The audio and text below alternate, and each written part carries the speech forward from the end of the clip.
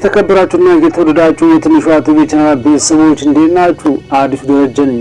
ዛሬ እንደተለመደው አንድ ቪዲዮ ወደናንተ ይዤላችሁ መጥቻለሁ። የዛሬ ቪዲዮ እጅግ በጣም አደጋ ያለው ቪዲዮ ነው። ስለዚህ ራሳችሁን የምትጠብቁበት ዩቲዩባችሁን በደንብ አድርጋችሁ የምትጠብቁበት ወሳኝ የሆነ ሁለት ነጥብ ወደናንተ ይዤ የመጣሁት። ስለዚህ ከኔ ጋር እስከ ቪዲዮ መጨረሻ አብራችሁን ቆዩ። አዲስ ከሆናችሁ ትንሿ ቲቪ ቻናል ሰብስክራይብ ማድረጋችሁን እንዳትረሱ። እንዲሁም የደወል ምልክቱን በመንካት አዳዲስ ቪዲዮ ስለቅ ወደናንተ ኖቲፊኬሽን ይገባል። እስከ ቪዲዮ መጨረሻ ድረስ ከኔ ጋር አብራችሁን ቆዩ። እኔም አብራችሁ እስከ ቪዲዮ መጨረሻ የምቆዩ አዲስ ደረጀ አብራችሁ ቆያለሁ። ቻናሉ ትንሿ ቲቪ ቻናል ነው።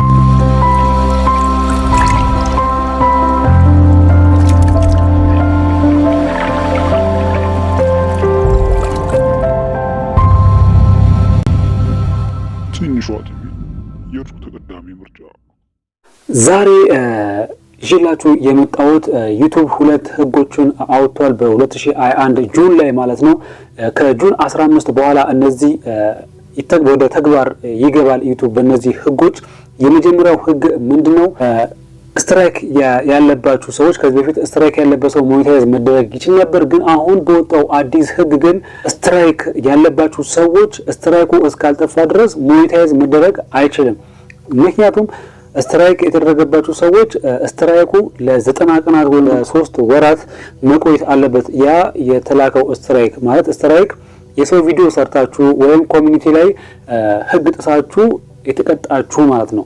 እናንተ ሞኔታይዝ ማድረግ አይቻልም። ስለዚህ ምንድነው ማድረግ ያለባችሁ?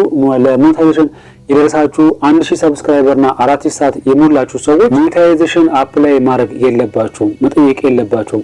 ምንድነው ማድረግ ያለባችሁ? ስትራይክ ካለባችሁ 3 ወር ታግሳችሁ መጠበቅ። 3 ወር ማለት 90 ቀን ማለት ነው።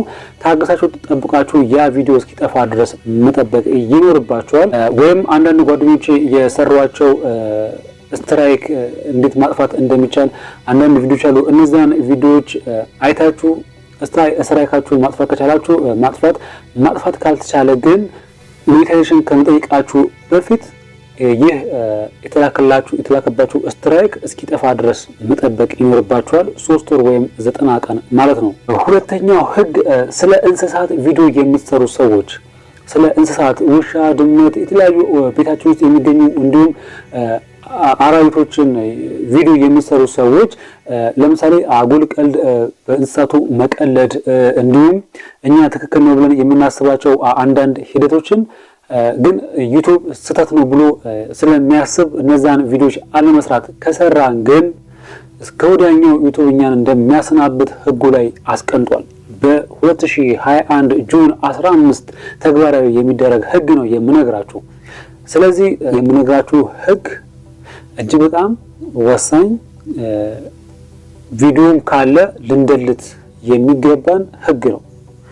ምንድነው? ለምሳሌ አንዲትን ድመት እያሰቃየን ወይም ደግሞ የስቃይነት ምልክት ያለው ቪዲዮ ቀርጸን ዩቲዩብ ላይ የምንለቆነ የምናሾፍ በእንስሳት ላይ የምናላገጥ ከሆነ ዩቲዩብ አይታገሰንም ነው በአዲሱ ህግ መሰረት። ስለዚህ ይህን ቪዲዮ የጫናችሁ ሰዎች ካላችሁ በተለይ ብሎግ የምትሰሩ ቲክቶክ ላይ ቪዲዮ የምትሰሩ የእንስሳትን ቪዲዮ እንስሳቱን ስታስቃዩ ስትመቱ ያሉን አግባብ ነገር ስትሰሩ የሰራችሁት ቪዲዮ ካለ ወይ ማጥፋት አለባችሁ ወይ ደግሞ ካልሰራችሁም ለወደፊት መስራት ካሰባችሁ መስራት የለባችሁም።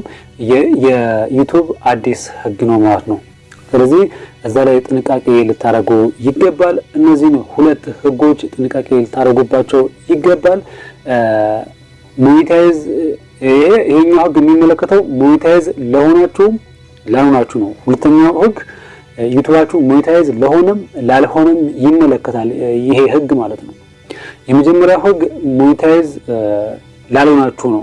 ሞኔታይዝ ያልሆናችሁ ሰዎች ስትራይክ ካለባችሁ ወይም የሰው ቪዲዮ ሰርታችሁ ኮፒራይት ከተባላችሁ እናንተ 90 ቀን ጠብቃችሁ ነው ሞኔታይዛችሁ አፕላይ መጠየቅ ያለባችሁ እንጂ የሰው ቪዲዮ ሰርታችሁ ኮፒራይት ኖርባችሁ አፕላይ ከጠየቃችሁ ትልቅ አደጋ እንዳለ ነው ዩቲዩብ በህጉ መሰረት ያስታውቀው።